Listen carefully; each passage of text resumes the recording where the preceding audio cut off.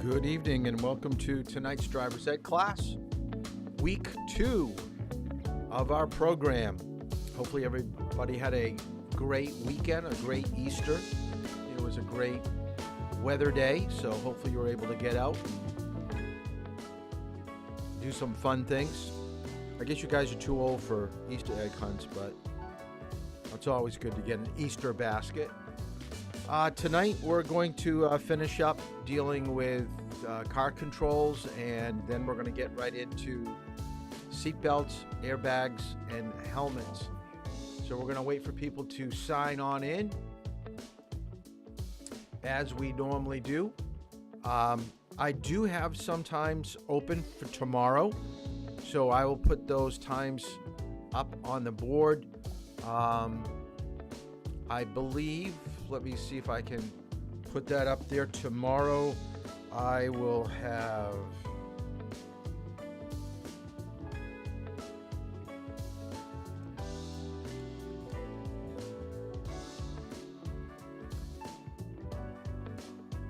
so these are the times that I believe I have for tomorrow. So if anybody has some openings in their day, so 9, 11, 2, 3, 4, and 5. So we'll schedule that for a little bit later. Wow. Looks like we're getting up there in numbers. So remember to sign in on your phone too, so I can see that you are attending. So comments are up here on the YouTube channel. And then, and I got a couple of people that have not driven yet.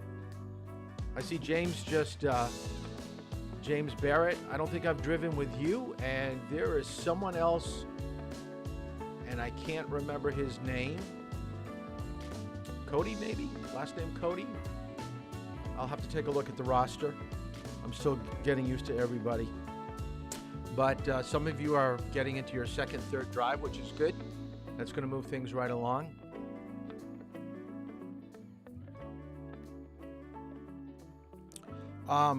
The homework that I gave you, remember, you find it on Facebook. If you can't get it on Facebook, just let me know. It dealt with the instrument panel. Let me throw it up here. Boom. These are the answers. And I guess I put the answers up first, and then I couldn't find both sheets. But basically, what I want you to, I'll get this one out first because this is the one that I think I did include on the Facebook page. I guess I can make it a little bit smaller.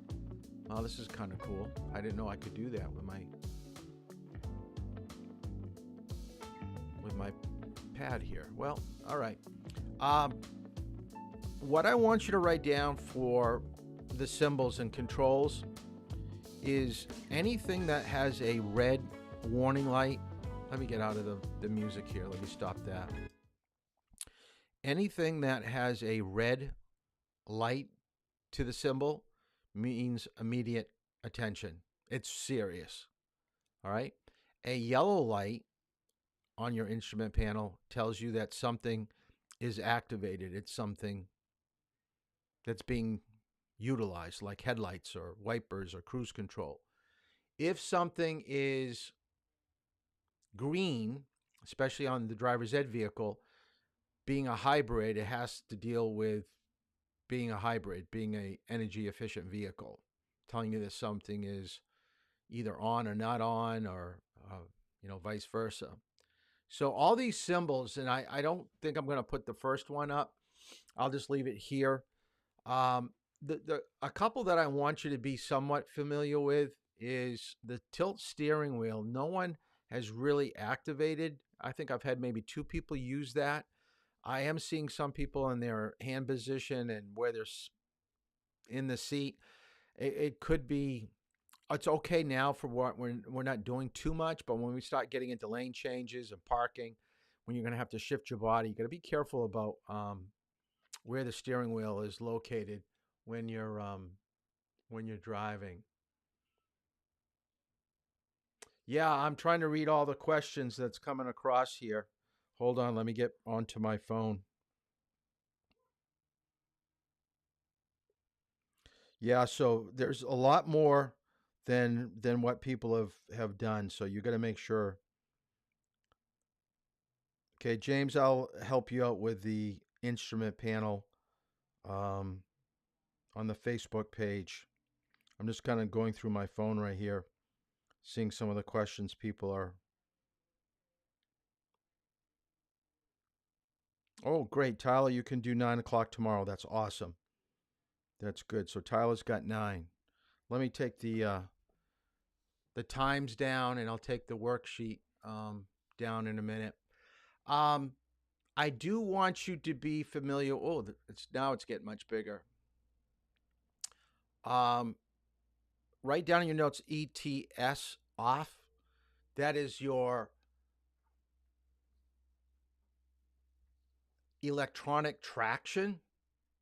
And X, and someone just asked the question up here, X is for your dimmer lights. That means the lights that are overhead inside your vehicle. So that is what X is. X is a dim light. So we're not talking about dimming your headlights from low to high, or high to low, I should say. We're talking about dimming your instrument panel, how the cluster looks, um, the lights that are overhead will make the lights a little bit less of a glare. So when you're driving. So I wanted to get you kind of acquainted with all these symbols, and that's why I wanted you to do that. So that is why I wanted the instrument panel to be done. Um, One of the things that we did not talk about is manual transmission. So I want to spend just a little bit of time. How many of you have had a chance to drive a manual transmission vehicle? Or how many of you would like to learn how to drive a manual transmission? Uh, Probably 95% of the vehicles that we have out on the road right now are probably automatic. If you were to look for a standard vehicle, you'd probably find it in trucks, not so much in cars, although sports cars you might be able to find a little bit. But if we're talking sedans, if we're talking vans, you're just not going to find. I don't think I've ever seen a van that is a manual transmission. A sedan, not so much anymore, but sports cars, trucks, you'll come across a few. So it's kind of nice to know that no matter what type of vehicle you had to drive, let's say that you were at an outing with some friends, like at a picnic, and you had a ride with somebody, and for whatever reason your ride left, and someone was going to take you home, and the person that's taking you home felt sick or something happened, but you found out his vehicle's a manual transmission. What are you going to do? He can't drive. He doesn't feel well. You should know how to get behind the wheel of that car and start her up and move it down the road. So I do not have a manual transmission driver's ed vehicle. I used to have one, and I used to teach on it occasionally when people wanted to learn how to drive a manual transmission. But now all we do is we talk about it in class. So we're going to probably spend about 15, 20 minutes just talking about manual transmission and how they work. So I want you to take a few notes on manual transmission. Manual transmission and standard transmission mean the same. And back when cars were developed, there was no automatic transmission. You manually had to move it, just like on a bicycle. You would have to go from first gear to second to third to fourth. And then when you slow down, you go from fourth to third to second, back down. So you are in constant movement with your hands and your feet, driving a manual transmission vehicle. Now, driving a manual is just like driving an automatic, except for shifting or moving the car into different gears. And in order to move it to a different gear, you have to do something with your left foot. And that is called operating the clutch to find the friction point. Okay, so we're going to talk a little bit about the clutch and what is a friction point. A clutch disengages. Let me just get out of here for a second. Let's go to the next one. A clutch is the left pedal of the brake, and it must be fully depressed or disengaged to break the connection between the engine and the transmission. If you've ever been riding your bicycle and you know that you're trying to go from one gear to another and the derailleur just doesn't move correctly and you're in between those two gears, your pedaling gets interrupted and it's not very smooth. and you're not moving any longer. A manual transmission is the same thing. You have to break uh, that engagement in order to go from a lower gear to a higher, or vice versa, or a higher to a lower gear. And by pushing down on the clutch, it allows you to do that. So when you lift up on the clutch, it will bring the transmission back into play where it will move the vehicle. So all I want you to write down is the clutch is the pedal to the left that allows you to disengage the transmission to shift the gears to a higher or lower gear. All right, so that's the clutch. And on a shift, and you don't have to write this down, you can just take a look at it. Depending on the vehicle that you have, you may have a 3-speed, 4-speed, 5-speed. They go much higher than that now. There is no definitive number of gears. It all is based upon the engine size and how you're trying to move the vehicle. All right, so just understand that whatever you look, when you look at the shift, they will have numbers indicating, and you should know that the minute you get in a car.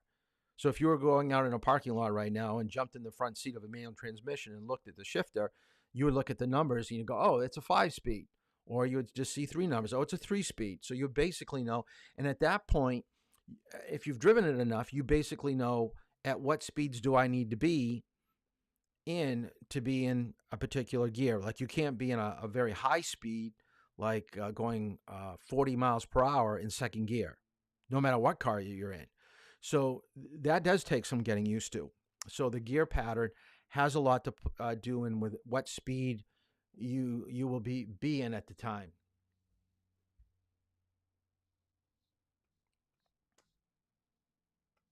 Yeah, let me go back one more. Sure, Lydia. Here's the clutch.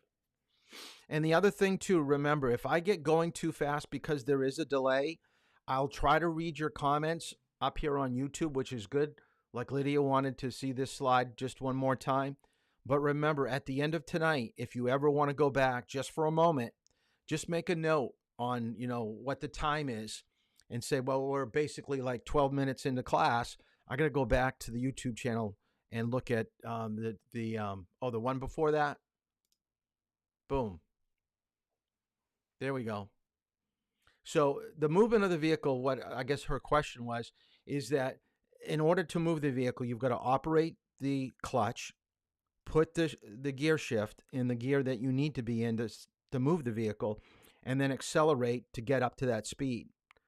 So if you just clutch and shift but don't accelerate, your speed's going to drop down.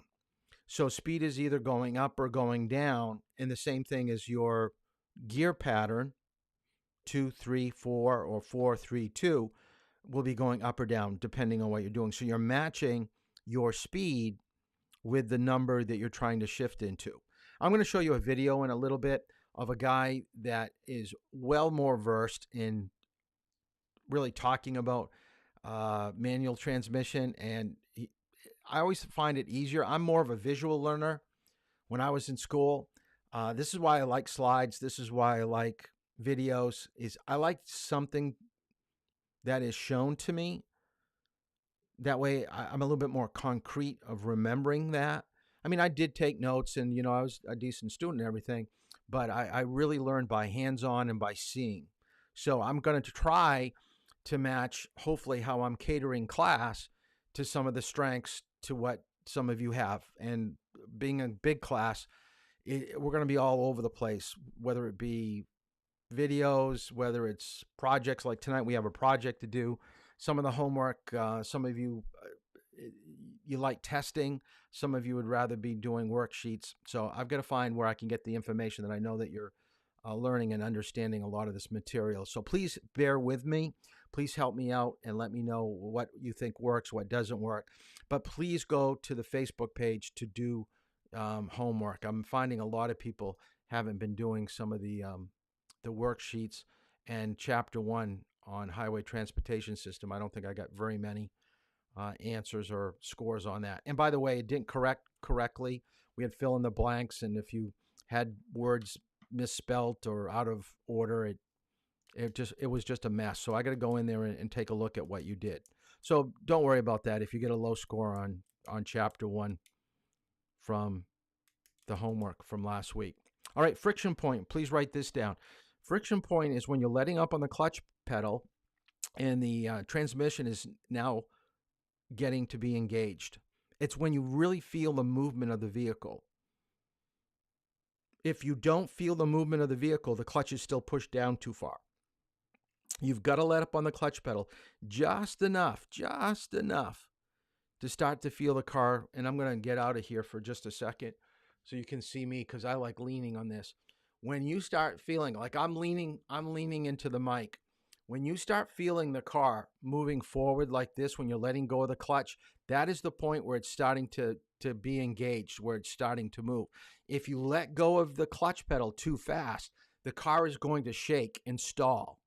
So you've got to find that friction point and hold it right there while you're accelerating a little bit. And as you accelerate, then you're going to feel the car move up forward a little bit more, and then you let go of the clutch a little bit more, and then you're going to start seeing 2, 3, 4, 5 miles per hour as you start moving away from the stop line, stop sign, or wherever you're stopped.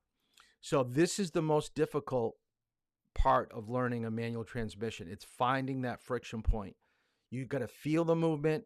Sometimes you can hear the engine change its growl. It will get a little bit deeper. And the easiest way to practice finding a friction point is always in reverse, because reverse gear is always geared lower. So you're less likely to stall in reverse than you are in first. And if you ever go on a hill and you let go of the clutch pedal, you will roll back. In order not to roll back, you've got to use the parking brake or the emergency brake and hold the car on the hill so it doesn't roll back. And as you let go of that friction or the clutch pedal to the friction point, when you feel the car start to move forward, then you're going to drop the emergency brake, parking brake, and the car will now allow you to go forward. If you don't, you'll just keep rolling down the hill. You don't need to know this. I just kind of put this up here to give you a rough gauge on a 5-speed. These are the speeds that you would be in a particular gear. So you may be in third gear going 30 miles per hour, but this road that you're traveling on is 55. So you've got 2 more gears to go, fourth and fifth. So as you creep out of 35 miles per hour, you're now shifting into fourth. As you're in fourth for a little bit, getting up around 50, 55, then you're going into fifth gear. So you're just looking at your speedometer, looking at a thing called the tachometer. A tachometer is showing you how many revolutions per minute the engine is working, and that will also help you with shifting. Try to go up 1 gear at a time. Try to go down 1 gear at a time. So you are going to be actively involved in driving. So the reason why a lot of people like manual transmission is that you can't be on your phone. Think about it. You're so involved in a manual transmission, you need your both hands and both feet always being active. So you're not going to be eating a cheeseburger. You're not going to be, surfing the web or texting a friend. You're going to be very active in your driving. Downshifting, when you have to go down a hill or come to a stop at a stop sign or a traffic light, as I said earlier, remember that you're going to have to go from fifth to fourth, fourth to third, third to second, and go down. Now, at some point, you could just press the clutch pedal in and go from, say, fourth gear and just keep the clutch in until you come to a stop and then go right into first gear. But I always used to teach my students to get into a habit of downshifting, so when they do need to use it, especially in bad weather or traffic is slowing up a little bit, then downshifting is very, very beneficial of controlling your car. So let me show you the video that I have on driving a stick. And this guy belongs to a car company, I believe, and I thought he did a fantastic job. So we're going to see his. So you want to drive a car with a manual transmission? Well, I have bad news and good news. The bad news is there are fewer models on the market now than ever before that have a proper 3-pedal manual transmission. The good news is the ones that do offer the feature are easier to learn on than old cars were.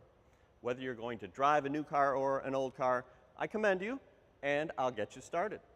Now, the first part of the lesson is I'm going to explain what's going on when you're operating the manual transmission.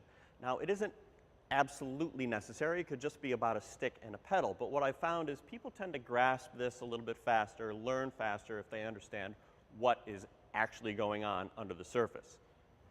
A car with a gas or diesel engine has a transmission with multiple gears for the same reason a bicycle does. A good bicycle, not one of those retro hipster one-speed bikes, please. The idea behind having these gears is you can pedal only so fast, and you'll reach a certain point, and to go faster, you need to shift up. Same thing is true with a car's engine. Let's take a look at the tachometer. The tachometer is a gauge that shows engine speed, and essentially all cars have them, even automatics. You just don't pay attention to it. It'll be marked typically 1, 2, 3, 4, or in some cases 10, 20, 30, but the idea is multiplied by some number that is the revolutions per minute of the engine. And when you hit the gas a bit, you'll see the needle goes up as the engine speed increases. Typically, though, a gas engine will run only up to about 6,000 to 8,000 RPM. It depends on the car, and there are some exceptions. In this car, it's about 7,400 RPM where you see a red line begin.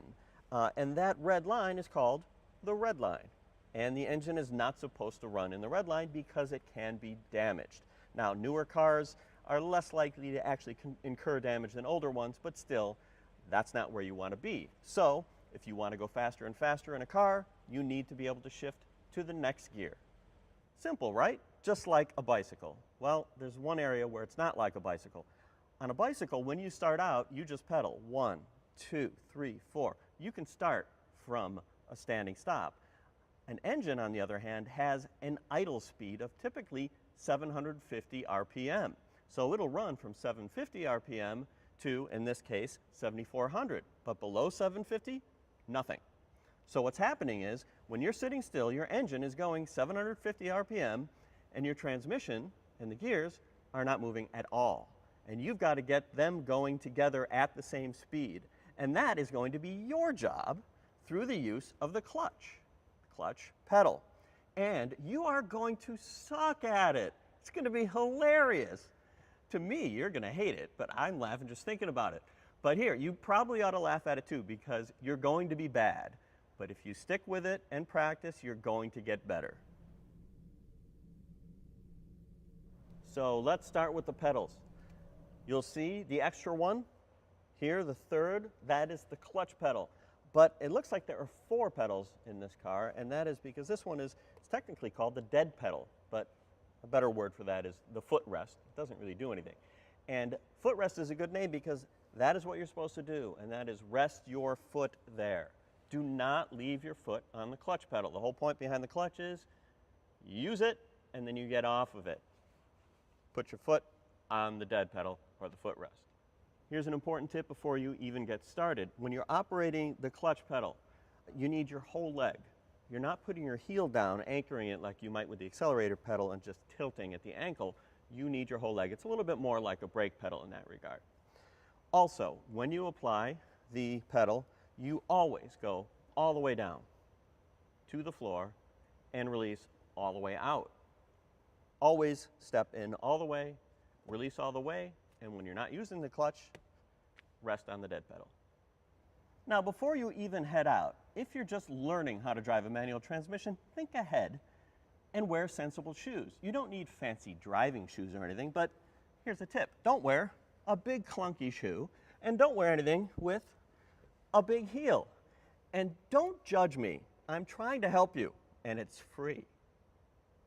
Once you learn how to drive, you can wear whatever you want, but for training purposes, be sensible. Now let's get to know the shifter, or the stick, which is how you put the transmission in the different gears. The pattern for the forward gears is pretty much the same in everything, and you'll see it either on top of the knob or somewhere nearby.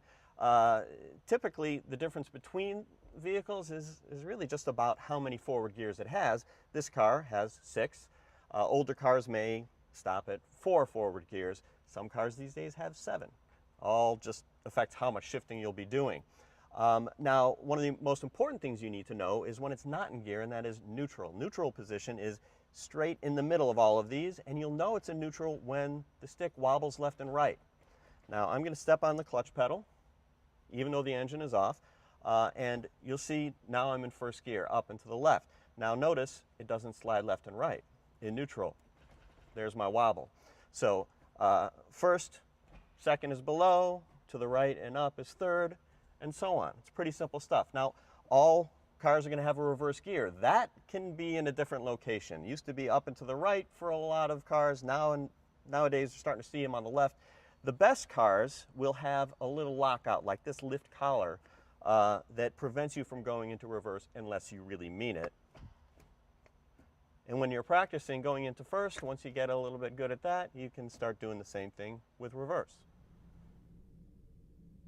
Okay, you want to find an empty or nearly empty parking lot or road, and it's important that it be flat because you're going to be practicing taking off in first gear and reverse, and the effects of gravity can just complicate things. You need to start the car. When you start a manual transmission, it's always important to make sure it is in neutral. Wiggle that stick. And in newer cars especially, it's necessary, not just good practice, to step on the clutch pedal because that will allow the engine to start. Without stepping on that pedal, you can turn the key all you want. It wouldn't have started with a new car.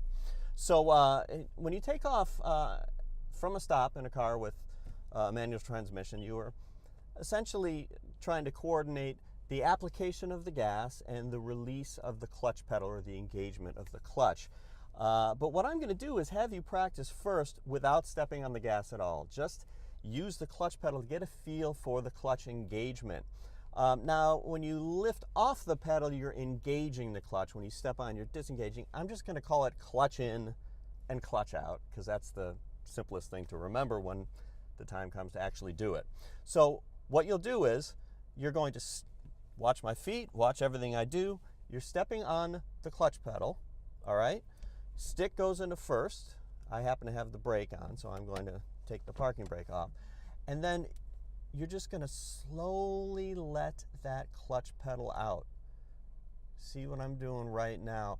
Now, if you have a newer car, this is actually a little easier because the engine control unit, the computer, senses the load and will compensate and give you a little bit more gas. So here you can see my foot's off the pedal. I'm in first gear and I'm moving. Pretty simple stuff. Every car is different. I'm going to do it again for you. Here's how we stop. I've got my foot over the brake, clutch in, and I pull the shifter out of first into neutral and come to a stop. All cars are different. What you're doing is you're getting a feel for where the clutch engages. In some cars it's lower in the pedal travel, like close to the floor, and some it's higher up. All cars are at least a little bit different. So again, clutch in, first gear, let it out slowly.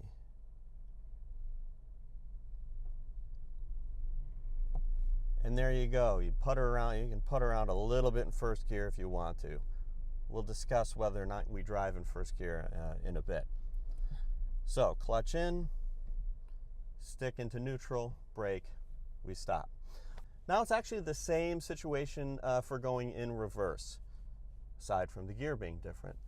Clutch in, I'm lifting the collar as necessary for this, putting it in reverse, and slowly letting that pedal out.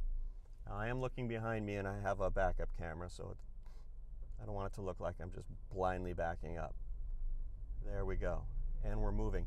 Now you might find that, I'm going to stop now, ready? Remember, clutch in, brake, and take the stick into neutral. Reverse gear tends to be a little bit faster than first because it's the only one you got. So it will feel a little bit different. You're going to want to practice with that too.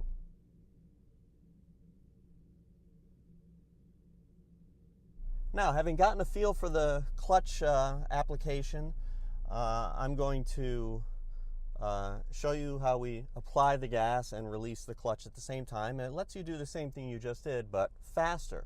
Here we go. Clutch in, first gear. Now, watch my feet. I'm going to add some gas and release the clutch and we're moving in first gear.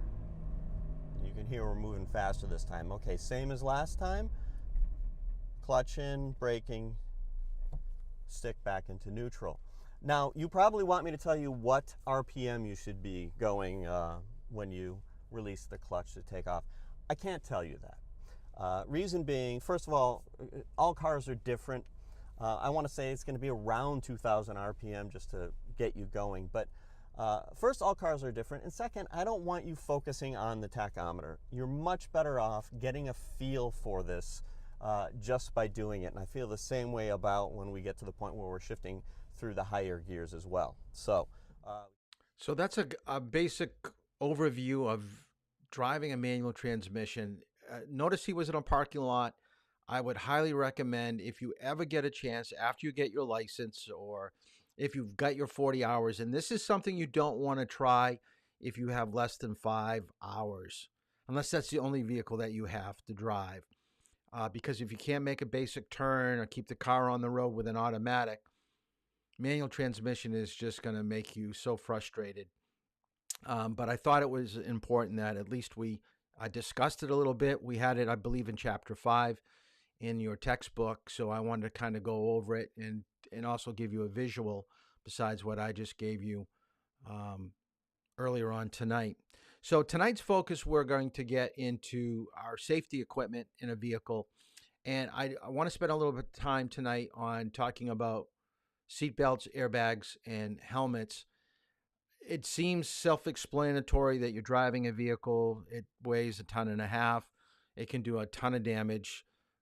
So we might as well be safe. So let's put our seatbelt on. But it's amazing how many people, given a choice, and New Hampshire is one of the few states that does not have a mandatory seatbelt law for adults, that people just feel their protection of their car is enough, or that they drive well enough, they don't need a seatbelt. And that is really the furthest from the fact. So we're going to basically kind of break down what is the real story about safety equipment with vehicles. How much do they help us? And what do they actually do? After tonight's class, one of your assignments will be to do a project on one of these subjects. You can choose seatbelts, you can do airbags, you can do helmets, and we'll talk more about what that is going to be at the end of tonight. This is what I had as a picture for tonight's class. If you went to YouTube, this is probably the 1950s or 60s, and you can tell that they thought this was, fantastic for infants. She is not going to be safe in any type of a crash. I don't even think that little strap is going to keep her from hitting that metal bar. And think of this. Why would you have anything metal around anybody? Why wouldn't you wrap that metal with, I don't know, cloth diapers or something? I don't see the point, because if the driver was to brake very quickly and you had quite a pitch to the vehicle, I'm sure that little girl right there would probably, bump her noggin on that metal bar. And I also think she would probably slide around in that seat right there. So we've come a long way. We've come a long way with safety equipment. So let's take a breakdown of what is actually happening out on the roadways about seatbelts and who is going to wear them and who's not. So we know that young adults ages 18 to 24 are less likely. So once you get out of driver's ed, we know it's a law in New Hampshire, under the age of 18, you have to have your seatbelt on. But once you hit the age of 18, it's now up to your own prerogative whether you continue to use a seatbelt. It's amazing how many people, after wearing it for 2 years, decide not to wear it. Older people, probably in their 70s or 80s, they were never brought up with the idea of wearing a seatbelt. I mean, they've been around in cars forever, certainly when they were middle-aged adults, but they just chose not to use them, so it never became a habit. We know that men are less likely to wear seatbelts than women.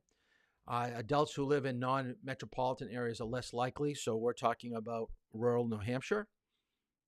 because we feel we're not around a lot of traffic. It's just me on the road. The chances of me being involved in a crash are very slim. I'll take my chances.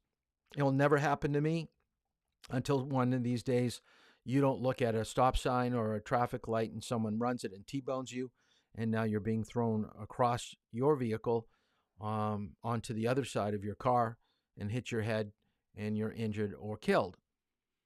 Um, Let me show you. I think this is the next bullet about. There we go. This is color coded with how does the United States look when it comes to usage. The very lightest color are the states that have the biggest problems. So in the Northeast, it's definitely New Hampshire and Massachusetts, and we got Virginia. Then it looks like I can see Montana and Wyoming and South Dakota, but I'm drawing a blank next to Arkansas. That's Arkansas. Okay, so Arkansas is pretty low. Now the darkest blue, 94% to 97, surprisingly, are on the West Coast. I was very surprised to see that. Very surprised. I thought it would be more in the middle with percentages. Now,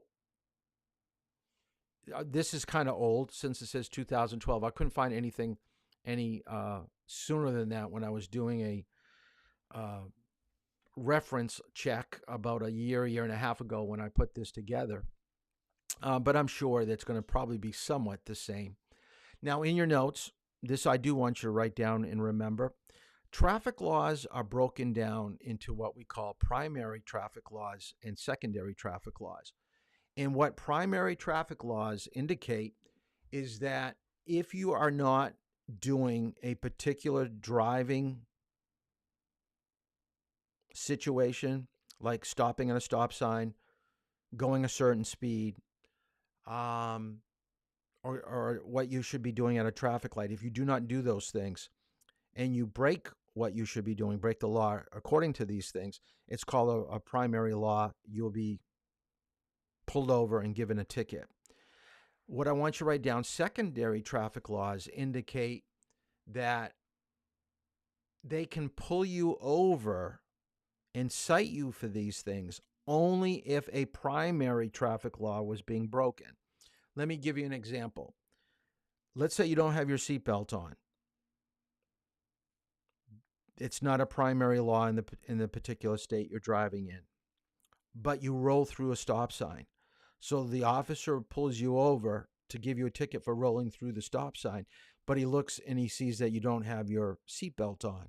He can now write you up for not having your seatbelt on. But he couldn't be situated on the side of the road watching you drive or looking at you at a traffic light and saying, oh, they don't have their seatbelt on. He can't pull you over because you haven't broken a law. So that's the difference. Okay, so make sure you understand. Primary, they'll pull you over, give you a ticket. Secondary, something else had to take place for them to write that secondary offense. So really, you're getting 2 tickets. Doesn't that make you feel warm and fuzzy? Okay, they pull you over for speeding and then they see you don't have your seatbelt on. Now it's 2 tickets. All right. But I guess it's better than just, having an officer stand at a stop sign and watch people, drive up. And if you don't have your seatbelt on, then they pull you over and write you up for it.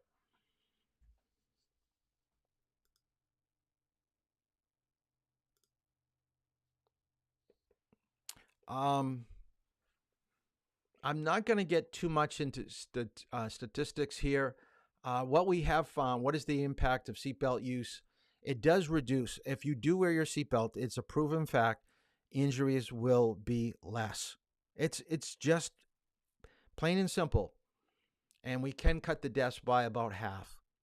And it's always a shame to read in the paper or see in the evening news when you just hear from the report. The report is someone was thrown from their vehicle and they died on the way to the hospital or they died at the hospital. Being thrown from a vehicle, the chances of you surviving are very small. Okay, can people be thrown and still live? Absolutely. But I'd want to stay within the inside of my vehicle. And airbags, I mean, when you think about you've got your seatbelt on and now you've got an airbag all around on the passenger side in the front, you've got side airbags now. A lot of people are walking away from some pretty serious crashes. So everything that we can do, from making sure we're belted, our passengers are belted, making sure we buy a vehicle that is safe. And I think we'll talk more about that tomorrow night. I don't think we're gonna have enough time to talk about how to check how do we know that our vehicle is a safe vehicle to drive. Well, you can go to the internet and there are websites that will give you a rating, the same ratings that your insurance companies use to find out how safe your vehicle is. And by the way, your insurance rates are based upon not only how well of a driver you are, but what type of vehicle you're driving. If you're driving an unsafe vehicle, you'll be paying more for insurance. That's a fact. Um,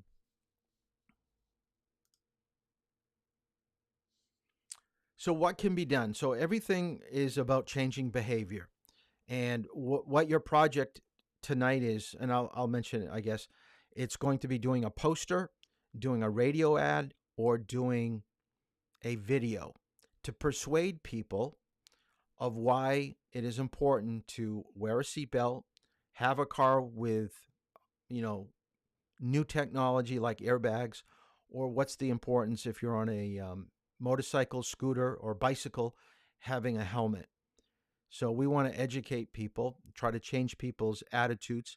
And a lot of times it's something that they hear or see that makes them think, maybe I should. You know what the biggest cause of people changing their behavior is? Being parents. Young people, as we said, 18 to 24 are less likely to wear seatbelts until they get married and have children, or they just have children. When you are responsible for someone that is smaller than you, that you care deeply about, it's amazing how your attitudes towards things will be. Guaranteed. Guaranteed you're going to change the minute you become a parent. So some of the strategies that they've taken from states, they've made secondary laws primary laws. They've told officers to be a little bit more strict on enforcing secondary laws. Fines have gone up because we don't think that they're high enough to change people's behavior. Making sure police put up some type of billboard or a sign that changes that says, wear your seatbelt on during holidays because people are taking longer trips. They're trying to get driver's ed to stress this a little bit more, and this is why we're taking at least this class, to really stress the importance of safety when it comes to airbags, seatbelts, and helmets. Parents can stress it with their kids. Health professionals will, when you go in for checkups, will ask you about some high-risk behavior. So it may not just be, do you drink or smoke or sexually active, but they may ask you about your driving habits, and that's an opportunity for them to say, you got to be careful about your speed, and making sure that you have seatbelts on, especially when you have people in the car. So the more that you hear it, the more you're apt to have it in the forefront to know that it's really important to do. So let's kind of take a look now at some of the statistics that we have here in New Hampshire. So the green will indicate the national average, and I'm not going to get into numbers really high for you to understand, but you can just take a look at the bottom. I think is the most telling. The national average is 86% seatbelt use. In New Hampshire, we're only 69. Live free or die. Live free or die. And you can see right above that with the male and the female. National level for males, 9.4. This is per 100,000. Female, 4.7. And then in New England or New Hampshire, males, 7.3. And then females, 2.8. And that's the death rate. I'm sorry, not usage. So more men are having issues here in New Hampshire. I will tell you, I try to keep up on what's happening. Now, this was a year ago when we went remote with driver's ed, and I was throwing this PowerPoint presentation together. I just wanted to get an update on, well, what is New Hampshire doing? Are we ever going to go to a primary offense? And it looks like at the very top, it says they're trying to make it where they require adult drivers and passengers to wear seatbelts. So we are looking at changing the law in New Hampshire. So just because you're getting your driver's ed now, because you're 16, 17, remember in the next 2 or 3 years, laws will change. So, listen to the news, read the paper, um, anything that you can do to get information about what's happening out with traffic laws are really important. And I think it's still in committee. They're looking at assessing a $50 fine for drivers and $25 fine for adult passengers not wearing seatbelts. So it's not too punitive at the very bottom. And they said school buses and, of course, large passenger vans would be excluded, which they are right now. And the bill was amended to make failure to wear a seatbelt a secondary offense. So they're looking at making, this is why the fine's so low. So it's never going to probably be a primary offense. They're going to try to sneak it in, being that secondary where you're running a stop sign, going too fast. And if you don't have your seatbelt on, they're going to, bang you again with the $50 fine. But I'll check. This was a year ago, and I haven't checked on it lately. But I think the last thing I heard from another driver's ed teacher is that it's still in committee. One of the things about seatbelts is they keep you within the car. Now, I'm going to show you a video if you want to look away. It's kind of gruesome. Being thrown from the vehicle. Not good. So let's take a look. So the person being thrown is going to be just underneath the underpass right now. So we're on a highway and a car crosses the center line. There's the person up in the air right there. So it wasn't the initial car that caused the crash. It was people braking and being out of control before. But that little, blob up in the air, that was a person. That was a person. If I can just scroll it back to where it actually happened, let me kind of do it right there. That is a person being thrown from a vehicle that's up in the air right now. That person will not survive. And now remember, this is something that did not happen in front of you, but now you're involved. You can see the car to the left of you is actually in your lane. Where are you driving? You are in the breakdown lane.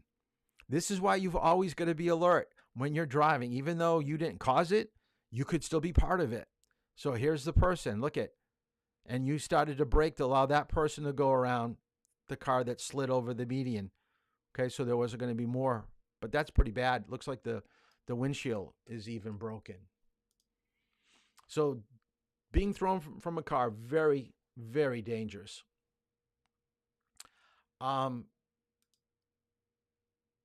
I do want you to write this down because a lot of people don't understand seatbelts. They think that it straps you right in the car. It's not that type of a belt. There is still movement. When you're driving, you could lean forward to reach over to the glove compartment. The shoulder harness does move as you move. The only time that it locks up is when there's like a pendulum on the side of the car. Okay, right to the left of your body in that post. There's a mechanism that senses when the car is stopping really quick, and it will lock your shoulder harness. Now, when it locks the shoulder harness, there's still some slack in your belt, so you are going to move. So I want you to write down, you're going to go about 1.9 feet. So I'm going to get out of here for a second. Your head will move forward. Your head goes forward in a crash. Now, once the belt, grabs hold, you won't go any further. Now, your head still may go over the shoulder harness, but that's when the airbag's coming out. So remember, your body is leaning or going to go forward in a crash. Your chest goes 1.3 feet, and of course, your pelvis goes a little bit less. Because usually the lap belt's a little bit tighter Um, so, and the interesting thing about this diagram or this fact here is that it's based upon a very low speed of 30 miles per hour. If the speed was double that, 60 miles per hour, you're going to see more movement. Not a whole lot, but at least a couple more inches. Like the pelvis could go like 1.4, 1.5. This is another reason why you don't want to be too close to the steering wheel because your pelvis and your chest is moving forward. And of course, this is just based upon 150, 180 pound person. It doesn't matter whether you're male or female, but if you weighed that amount, that's probably how far you're going to go. Cars get crushed. I mean, this is a bad vehicle crash. There was probably going to be some leg injury on the left side. That should not look like that. This is an American-made car, probably back from the 90s. You probably bought it really cheap, maybe $500, $800. You got to remember, you get what you pay for. So you may want a vehicle, but you should always check out to see how safe it's actually going to be for you.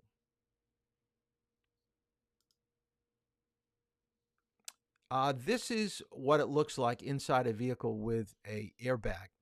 And I just want you to let you know, and I don't need you to write anything down here. I just want you to kind of think about it. How does the airbag know when to deploy? I guess there is one thing I want you to write down. Okay, what I want you to write down is that airbags will only deploy in a frontal crash at 15 miles per hour or faster. If you're driving in a parking lot, and I have all of you usually parked back at the high school in front of the school sign. Let's say you got the gas and the brake mixed up and you hit the curb, or let's say you hit the sign. If you're going 12 miles per hour, it's only the seatbelts that are going to keep us from hitting the dashboard or the steering wheel. The airbag's not going to come out because we're going 12 miles per hour. Now, if you get T-boned, okay, same thing. They've got to sense the impact as at a level of at least 15 miles per hour that the side airbags are going to be deployed. So you do have sensors around your vehicle, usually in the front for the front. Sides, I'm not quite sure where they're located, that it indicates that they're going to deploy. You do not have airbags in the back, although I wouldn't be surprised in some of the higher end SUVs and stuff like that. I know they have them for the top of a vehicle, but I don't know if they have them for the passengers in the back. So they would be in the back of the seats of the front passengers. I'll have to check on that, but I believe it's just from the front, side, and the rear on an SUV. So the sensor knows that the airbag should deploy. There's a mechanism, a computer system that indicates that the airbags need to come out. The bags come out in 4/100ths of a second. I mean, they're super fast. And no sooner do they inflate, and as your body hits the airbag, your body starts to push that airbag, and the air gets forced away from the bag, and you basically cushion down towards the steering wheel. If the airbag stayed fully inflated, it'd probably, do some damage to your head, do some damage. It'd be like hitting a rock. So there has to be some, what we call ride down of the airbag. So they put vent holes in it. So when your body hits it, it pushes it down and it slows it down. And I'll show you a video in a little bit about the ride down. And then, of course, the shoulder harness, you've got to move that up or down in order to have it adjusted properly against your shoulder blade. Let me show you the airbag. And they also talk about some other technologies. Now, this was done in Australia, so they have a different type of a vehicle that censors bicycles that are coming up on the side. So they get into some other safety devices. They also talk about leaving someone in the car, like a young child, unattended. There's mechanisms now that will sense that and alert you. So I thought it was kind of an interesting clip. So let me show you this. But they did talk about airbags. Not only does it ruin your day, but it can leave you with serious injuries. or much worse. A proliferation of people refusing to wear seatbelts in the United States back in the 70s led to car makers designing better safety systems to stop natural selection from wiping out a population. And they were called airbags. Today, airbags are one of the most common safety features you'll find in a new car. But how exactly do they work? In simple terms, airbags are tightly packed nylon bags designed to inflate within milliseconds of an impact occurring, stopping your head and body from hitting points around the vehicle like the steering wheel, windows, or other hard points which can cause serious damage. Sensors around the vehicle are able to detect an impact force, like another vehicle hitting yours, sending an electronic message to deploy whichever airbags are needed to protect occupants. The car is able to work out whether the impact is significant enough, as the force of the airbag deploying may do more harm than good in a low-speed accident. While early airbags were designed purely to protect the driver, most new cars have an array of airbags spread around the cabin to protect every occupant. The Santa Fe we have here has 6 airbags, one in the steering wheel, one in the passenger side dash, one in either of the front seats, and curtain airbags that cover all 3 rows. Again, because airbags deploy with significant force, you can do yourself serious damage if your arms get in the way or if you're simply sitting too close. Once upon a time, the correct way to hold the steering wheel was at a 10 and 2 position. But driving instructors now say the best position is a 9 and 3, so the airbags have enough room to deploy without causing serious damage by having your arms in the way. But there's more to occupant safety than just airbags. Cyclist and pedestrian detection systems are another important safety feature that you'll hear more about in the future. In the Santa Fe, it's called side exit assist. If an occupant attempts to open the door while vehicles, cyclists, or in our case, someone on a skateboard is close by, the system will sound an alarm and in some cases prevent the door from being unlocked. The system also reminds the driver to check surroundings are safe before unlocking passenger doors. If you do open the door while a hazard is detected, you'll get this warning. Finally, we have child presence detection systems. So far, Hyundai is the first car maker to introduce the tech, reminding drivers to check the rear seats before exiting the vehicle. It's called Rear Occupant Alert. The system uses sensors in the ceiling to detect movement after the vehicle has been locked. It stays active for 24 hours and will sound the car's alarm if it thinks you've left someone behind. If you've installed Hyundai's AutoLink app on your smartphone, you'll also receive a text if you haven't tended to the car alarm. Just as airbags can save you in the case of an accident, car makers are constantly developing tech like side exit assist and rear occupant alert to prevent accidents happening in the first place. So I thought that was pretty interesting, especially the new technology of detecting what's coming up on the side and having a child detection. So, but airbags, best thing for you. Best thing for you. Highly recommend making sure that you know that your airbags, where they're located and how they function. So when it comes to safety devices in a car, we can break them down into two categories. So I want you to write down the word passive and active. So passive is something that's automatic, which we just saw, meaning an airbag doesn't need you to do anything but purchase a vehicle that has an airbag in it. Some cars have what we call automatic seatbelts or bolsters that when you shut the door, there's like a mechanism that comes around and belts you in, at least with a shoulder harness. Now, active is something that you have to do. That means your lap belt, sometimes a shoulder harness, sometimes a 4-point or 3-point or 4-point combination belt, and of course, child restraints, meaning booster seats and regular infant seats. They have to be attached with something called latch, Latch. Latch is something that's in the back. If you put your hand in between the seat cushion and the back cushion in that little groove, there's a metal clip, and that's called the latch.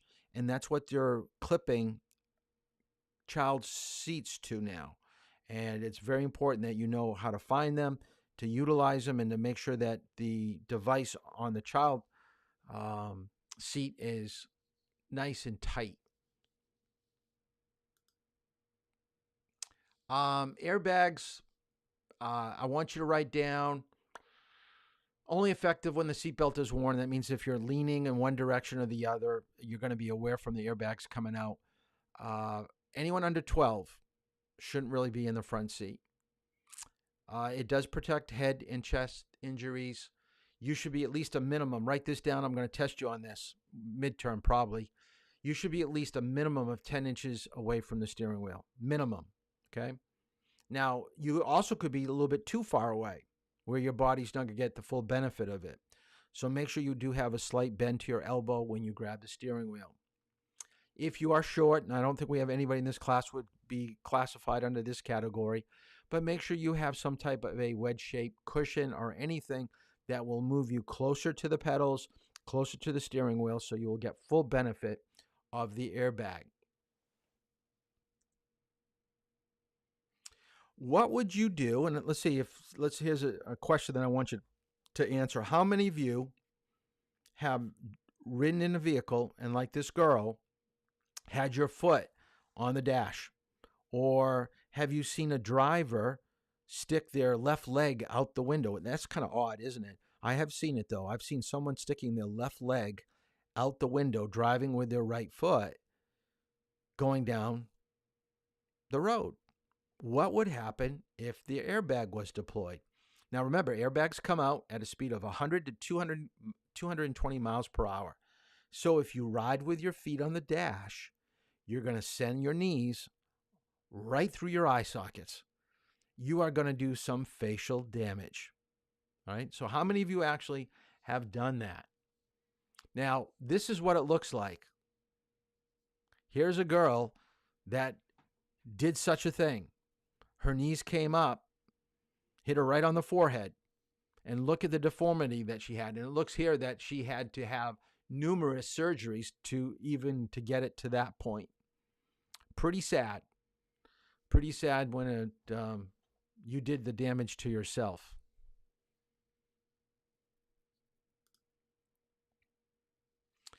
The only thing I'm going to say here, and I think we know how to put a seatbelt on, just make sure that it's tight. In the wintertime, take off your coat or really pull on the shoulder harness to make sure that it's taut. Make sure you carry it down low enough on your hip bone, not up too high near your belly button. And then head restraints should meet the bottom of your chin. It says ear level, but I like it a little bit lower. And there's a term, whether we get to it tonight or not, because we're going to probably run out of time, but I want you to write down the word ramping. Ramping, R-A-M-P-I-N-G. Ramping is when your head goes over the top of the headrest. Let me get out of here. So when my head snaps back, when it snaps back and it goes over the headrest, ramping is when you pull, when you rip all these muscles from your collarbone. Because when you turn your head, there is some limitation on what you do. So when your head can't go any further and it snaps further, you're tearing muscles and ligaments from a bone. All right? This is why you want the headrest to stop your head so it can't go any further. When you're tall, and I think we got a few people in class that are pretty tall, if it starts going over the top like this, you're going to rip these muscles, and that's what we call ramping.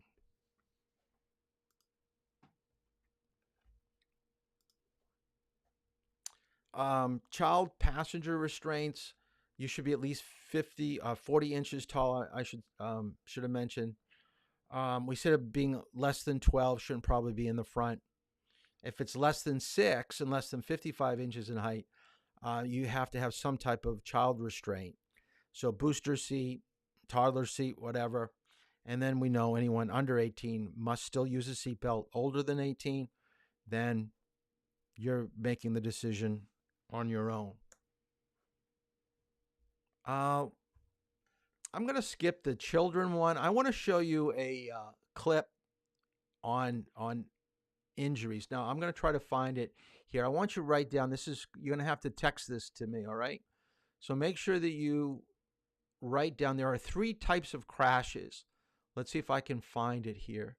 I thought that I had it all lined up. Where did it go?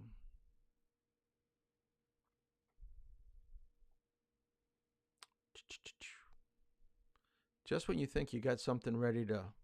Oh, here we go. Okay, there are 3 collisions in a crash. So during the video, please text me on your phone what these answers are. All right? This is about a 13-minute video, and it deals with... but it does deal with injuries inside a vehicle. So we're going to talk about injuries. So here we go. Why is it that some spectacular race car crashes produce only minor injuries?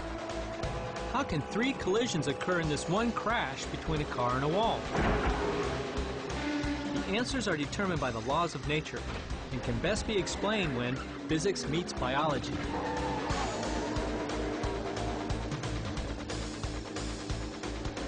Through injury biomechanics, the study of the effects of forces on the human body, we've learned much about what happens in high-speed race car crashes, and doctors and engineers have used this information to build safer race cars and tracks.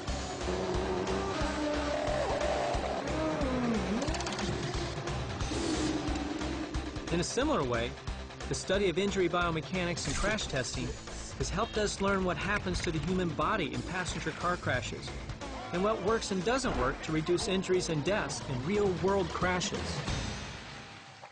Hi, I'm Griff Jones. I'm a science teacher, and I'm here at the Insurance Institute for Highway Safety's Vehicle Research Center to explore the basic science behind injuries in vehicle crashes. So let's go behind the scenes and take a closer look at what happens to the human body in a crash. What is the first scientific discipline that comes to mind when you think of car crashes? It's probably physics, right? Because Newton's laws of motion govern what happens to a vehicle in a crash. But if we want to understand how crashes cause injuries to people, we need to look at what occurs when physical forces are applied to organs, tissues, and cells. This happens when physics meets biology in a field called injury biomechanics. The Institute's Vehicle Research Center is a world-class facility for vehicle research and testing. A reporter described the crash hall with its 3 runways as a cross between a Hollywood soundstage and a NASA clean room. Vehicles are propelled down the runways at precise speeds, using a system of nitrogen-powered hydraulic motors and cables. The lighting array provides up to 750,000 watts of non-glare illumination for the 500 frames per second high-speed cameras. The research tests they're conducting here today focuses on how injuries occur in real-world crashes. This experimental crash replicates one in which a car hit a tree. In an attempt to understand injury patterns found in the occupants of the actual crash, researchers have disconnected the airbags.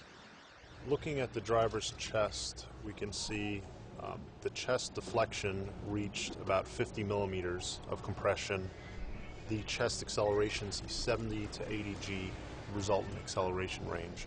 High likelihood of skull fracture. Very bad. Yeah, very bad. Figuring out what just happened in this test crash is the job of the research engineers here. Using sophisticated tools like instrumented crash test dummies, instrumentation in the car, and slow-motion film, they can analyze every detail and construct a precise picture of exactly what the vehicle and the occupants went through. When research engineers use terms like the chest deflection reached about 50 millimeters, how does that relate to what a human occupant would experience? If chest acceleration is 70 to 80 Gs, which means that a force equivalent to 70 to 80 times the weight of the dummy's chest is pressing on it, is that survivable? How do these guys know the answers? The search for the limits of human tolerance to forces began decades ago. Today's race car and passenger car drivers benefit from biomechanics studies that were conducted during the 1940s, 50s, and 60s in the field of aviation, investigating how to protect pilots and astronauts from the strenuous forces of ejections in high-speed travel. Colonel John Stapp, a medical doctor and biophysicist in the United States Air Force, used himself as the test subject in his investigations of human tolerance to high G environments. From the outside, watch the breakneck stop. In one of his many tests, Dr. Stapp reached a speed of 632 miles per hour before one of the most powerful braking systems of all time stopped him in 1.4 seconds, subjecting him to more than 40 times the pull of gravity, or 40 Gs. His research helped establish the limits of human tolerance to high G environments and saved many lives through development and improvement of protective systems for ejection seats. Realizing the Air Force lost nearly as many men to car crashes as they did to plane crashes, Dr. Stapp began a car crash program using the rocket sled for seatbelt experiments. Human volunteers working with his biophysics research team endured as many as 28 Gs during safety belt tests. This early research laid the foundation for the complex crash analysis that is conducted here today. These dummies are a perfect example of combining science, technology, engineering, and mathematics to produce new tools that extend scientific understanding. They are the modern-day version of Dr. Stapp's volunteers. There's not just one dummy for VRC testing, nor even one type. There's a whole family of dummies for crash testing. This is our crash test dummy family, ranging from a 6-month-old all the way up to a 95th percentile male. 95th percentile of what? That means that it is larger than 95% of the male population in the U.S. Wow, so this is a big guy. Yes, if he could stand, he would be about 6'2", about 223 pounds, pretty big. The female, if she could stand, about 5 foot tall, 107 pounds. How about the smaller dummies? They're called crabbies.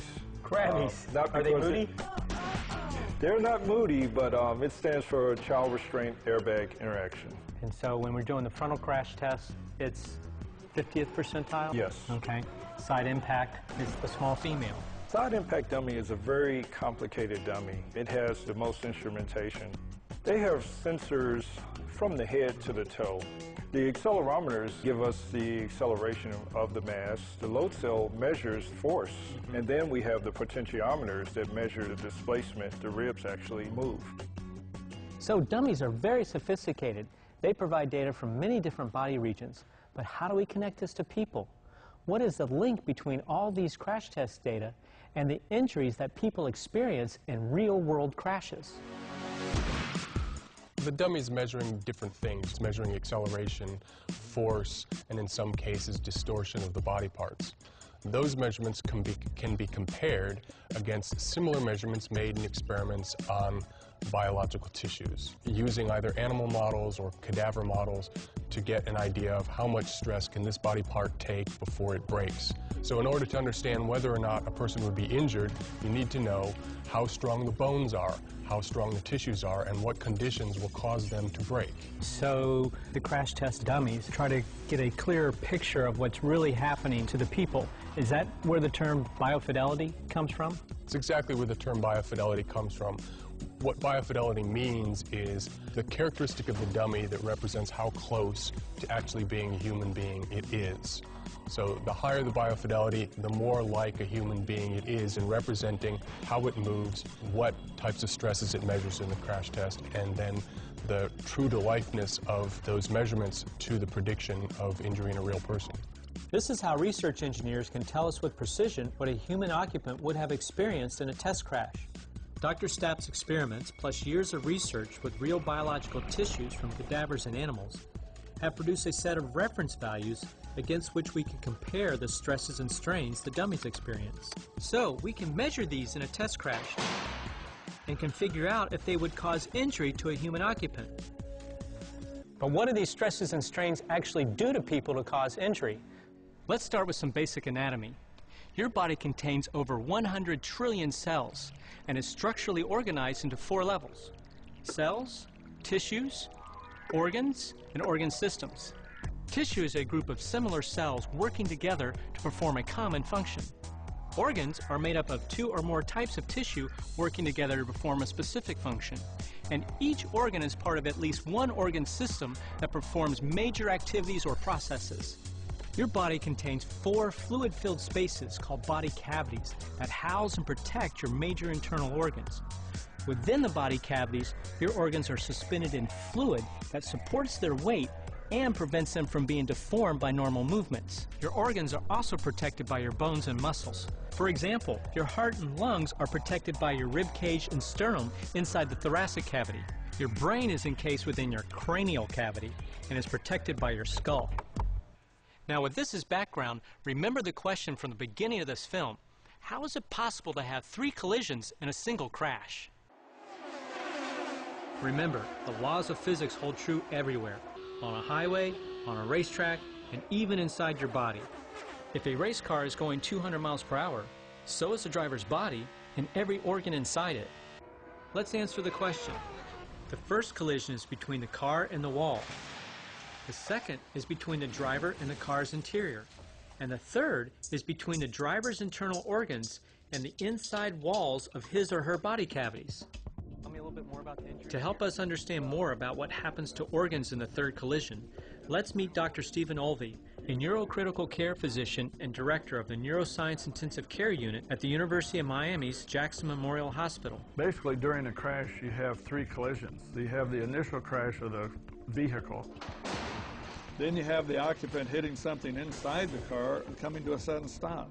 This results in impacts inside the body. For example, the lungs can hit the inside of the rib cage, the heart can hit the breastbone or inside of the rib cage, resulting in either pulmonary contusion or myocardial contusion. This is what causes ruptured spleens, lacerated livers, because you have part of the organ well anchored and the other part is free to move about. And this causes a shearing force to take place in the organ, resulting in hemorrhage or tearing of the tissue. The brain is enclosed. Okay, I'm going to stop it right there. There's only about 3 or 4 minutes left of the video, and I know it's very, very scientific, very technical, but I really like the point that he was trying to get across. So the question is, and they just went over it in the last 3 minutes, what are the 3 collisions that are taking place in a crash? Because I don't think we really look at that way when we think about a car hitting another car. So please write down your answers and send it to me on your phone. And we're going to go over it in just a moment. Let me get out of here. Let's see if I can.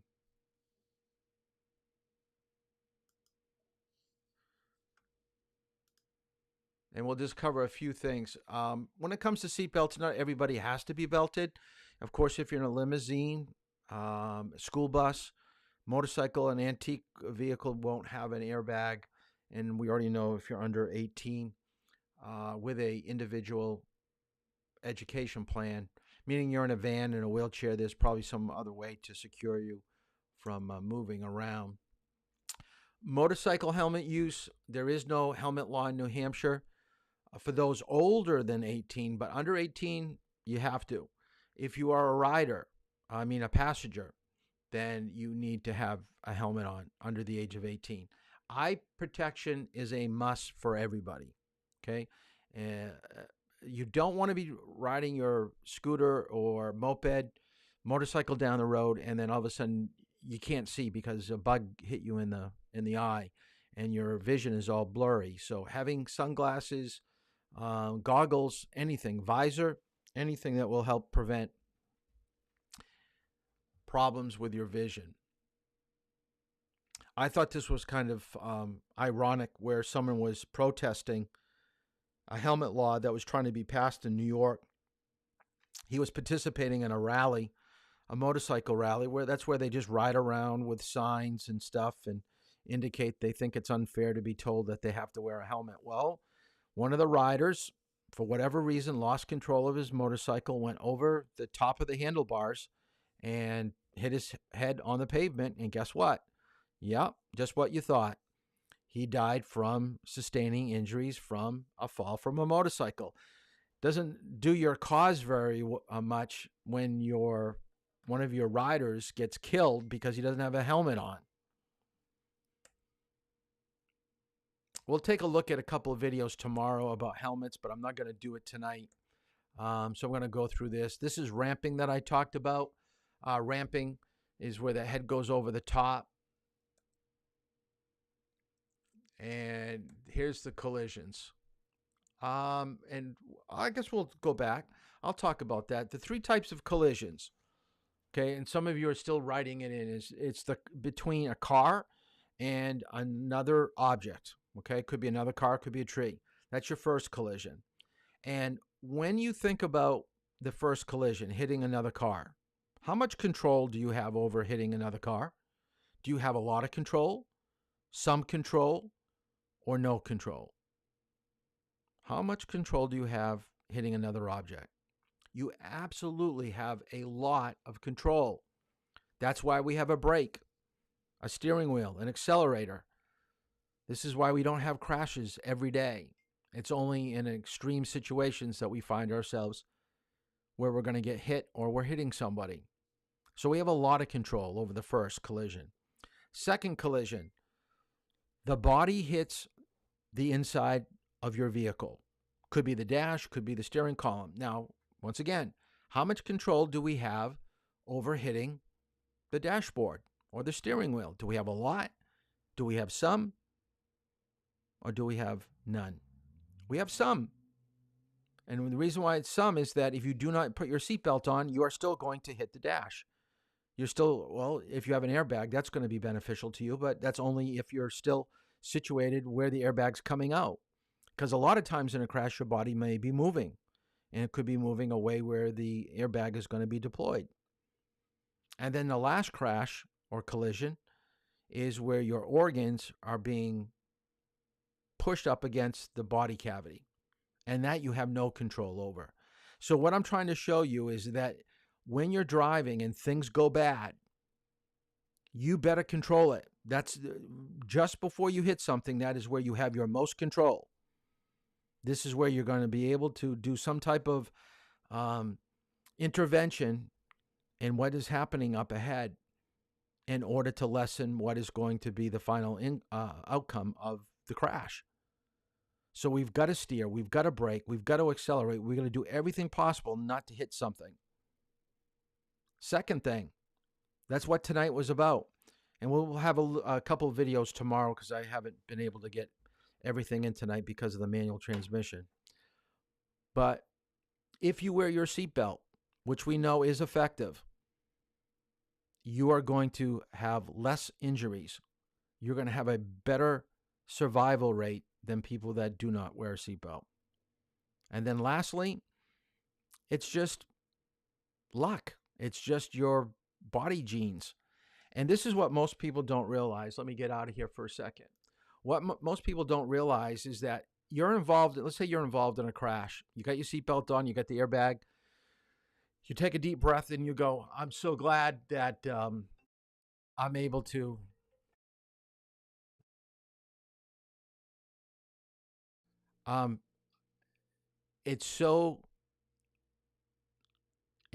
you just don't know what's happening inside your body. You just don't. When your body is being pushed and mangled, it's very difficult to know if someone's bleeding internally. This is one of the big things where you've got to make sure that you call a doctor right off, because you need medical help in a crash. Even though you've got your seatbelt on, even though you've got an airbag, you just don't know the twisting and the turning, what's happening to those organs. Because in the video, they talked about if your car is going 60 miles per hour, the organs in your body are going 60 miles per hour as it's hitting something. So you've got to do something, okay, to get help, all right? One of your assignments tonight for homework, and I'm looking at, let me take a look at what your homework is the seatbelt project. And we talked about this. So what I want you to do, so write this down. I want you to do a poster just on a regular piece of paper. I want 2 colors. I want 2 facts about seatbelts. And I want you to persuade me why it's important to wear a seatbelt. So do some graphics. Let me take my headphones off. Actually, I don't have it. I thought I had a poster behind me of what someone sent. I don't think I have one on my desktop here. Well, anyways, do a poster, 2 facts, 2 colors, something about seatbelts, why it's important to wear it. Now, you can also do a radio ad. Now, a radio ad is where you try to persuade someone to wear a seatbelt. And if you've ever listened to a radio station, in between songs at the top of the hour, they will have something called a PSA. A PSA is a public service announcement. Now, this is a student that I had 2 classes ago. He did one of the best radio ads I've ever received. All he did is he wrote it out, and then he talked into his iPhone, and he sent me the the audio to it. So let me play it for you. Hey listeners, this is Jake from WC Safety. Everyone lend me your ears, especially if you are between the ages of 18 to 24 and you think seatbelts just aren't cool. What is cool to you? Surviving a car crash or being thrown out your windshield and onto the street? Here's the deal. If you wear your seatbelt, you double your chances of survival. If you are injured in a car crash, wearing that uncool seatbelt will also reduce the likelihood that you have a serious injury by about half. Young listeners, focus on trying to live. And everyone else, influence the smart behavior of wearing seatbelts. Always wear your seatbelt and make the behavior common, expected, and cool. So that is the radio ad. So that's a very simple homework. You're trying to write a script, make it where it sounds, like you're excited about what you're reading. Give some good information. If you want to include somebody else, you can do that.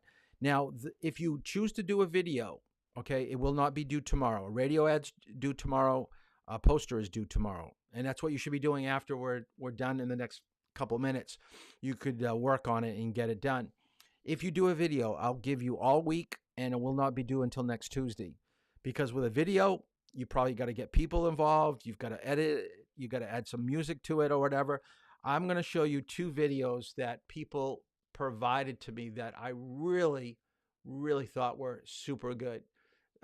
This is one of my favorites, although he didn't do the 2 facts. This is before I asked. I just said just do a seatbelt video because people weren't really getting too creative. I had to include the 2 facts. But his video is very, very good.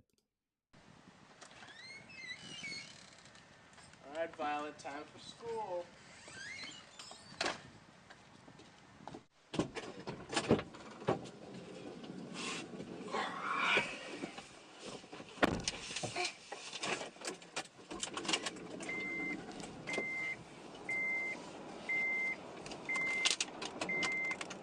Can we listen to some music?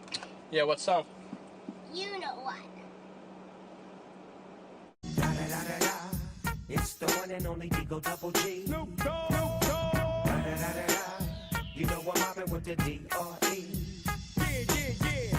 You know the West Coast is back for all you suckers. So put something in there. Put it in there. Yeah. Suck, Snoop. Top dog, bite them all. Yeah, I'm burning it up. DPGC, you should be turning.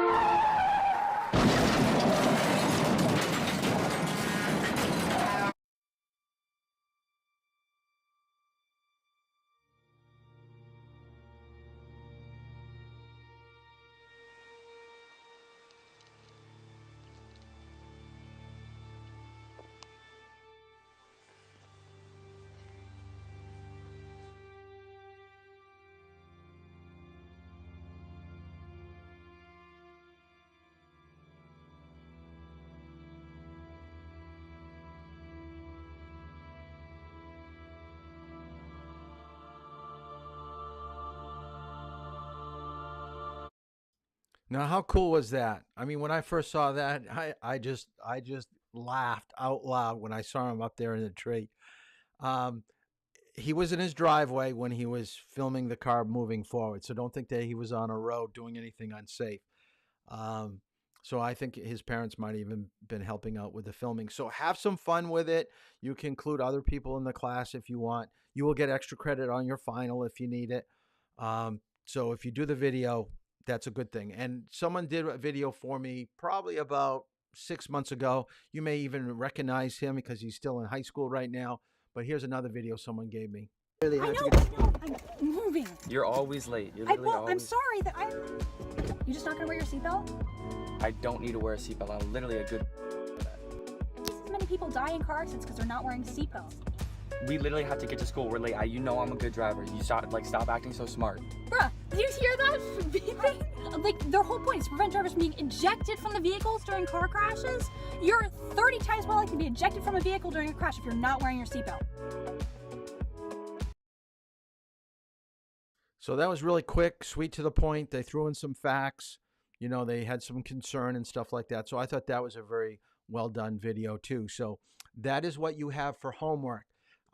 try to read chapter 6 and 7 in the responsible driving and section 5 and 8 in the state manual. So there is quite a bit of reading to do, but the project is what I really want to be done for tomorrow. So seatbelt, airbags, helmet, do a poster, 2 facts, 2 colors with some graphics, do a radio ad. That's due tomorrow.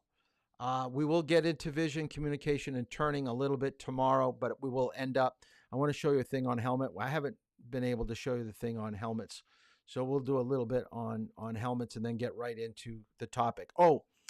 For tomorrow, I still have some openings. I don't know if I still have what the times are. I can't see. I think I've got 11, 2, 3, 4, and 5. So if you can drive tomorrow afternoon or at 11, please let me know after class is done tonight. And some of you that haven't driven, please text me. Let me know when you're available so we can start driving. So that's it for tonight, and we'll see you tomorrow. If you need any help with anything, just make sure you text me and let me know. All right, but let's book up tomorrow. Wednesdays and Saturdays are a real good driving day, so please let me know what you're available to do. All right, so have a good night.